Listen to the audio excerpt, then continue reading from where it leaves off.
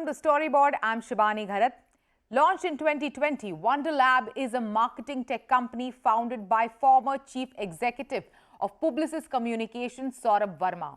In its less than 4-year-old journey, Wonderlab acquired What's Your Problem, an influencer marketing platform, Opportune, a performance marketing agency, Neon Digital, and Cymetrix, which is a Salesforce and data analytics company. Varma has built Wonderlab with a primary aim to build a global network from India. And keeping this in mind, Wonderlab a few weeks ago announced the acquisition of Poland-based B2C digital marketing agency WebTalk. With its fifth acquisition, the company will have its physical presence in the European continent. And Varma's former colleague, Publicis colleague in fact, and former Publicis One CEO, Jarek Ziebinski, is the chairman of the supervisory board of Wonderlab's European hub in Poland. Jarek was visiting India recently. I caught up with both Saurabh and Jarek to understand their ambition and vision for Wonderlab. Saurabh, Jarek, welcome to CNBC TV18. Nice to be with you today. Thank you for inviting us. Saurabh, we are meeting in the Wonderlab office for the first time. You set up Wonderlab 4 years ago in the thick of the pandemic. It's less than 4 years. You have 4 agencies in India, 1 in Europe. Tell us more about your 4-year-old journey of Wonderlab. So Shibani, when we started off, right from day one, the idea was to build a network from India. It wasn't really to build an agency, right? And part of our premise was that this was a perfect timing. There was access to capital. India had some extraordinary talent. We as a leadership team had done a lot of the work building the networks. So we felt there was an opportunity here.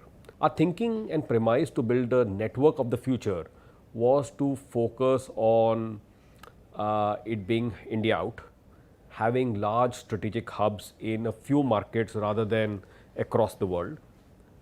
The premise was to focus on not just marketing transformation, but also what we call digital business transformation. We saw the world collapsing, right? It became one continuum. For the first time, you could see some mega trends. For example, designations like chief experience officers were becoming the norm. For the first time, the CMO's tech budget was bigger than the CTO's tech budget, right? You could see the movement of acquisitions, content companies acquiring technology and data companies, technology companies, and the reverse, right? So we felt this continuum, right, will stay. Every client will fundamentally want the full funnel. They are frustrated with the silos which exists at their end and at our end, and there is a huge need for integration, but not at the cost of specialization. So we became platform first by design, right? Everything we acquire is actually in many ways platform first. Our second premise was very simple. We said, listen, not just DBT and marketing transformation, it would also be products and services, right? If you look at networks, they've always focused on services, right? Services gives you access, but they don't create differentiation in today's world. So for us, it was very critical to acquire or build products which could actually differentiate the service, right? So that was the second premise. And third was a unique model of acquisition itself, right? If you look at most acquisitions done by many networks, the failure rates are extremely high. And part of the problem is that fantastic entrepreneurs become bureaucrats, right? They become employees and they don't last. The moment their payout finishes, they are not part of the organization anymore. So our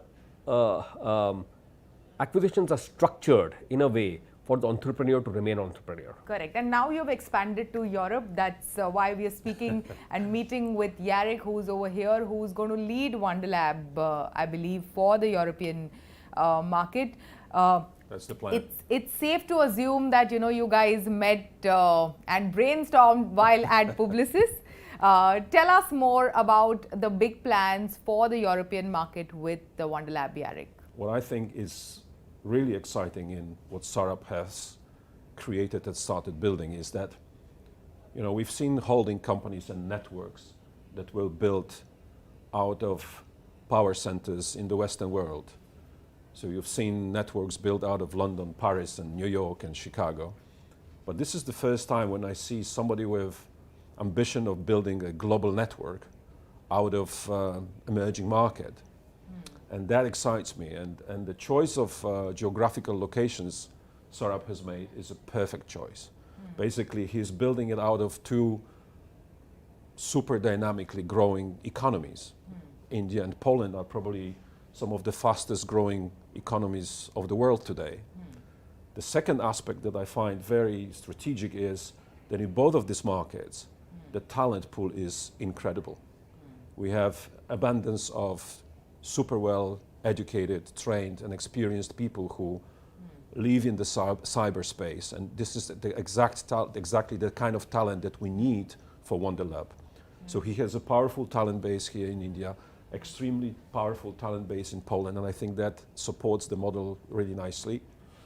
And another thing that really makes me optimistic about Wonderlab is the fact that this will be, from the day of its inception, future-ready company.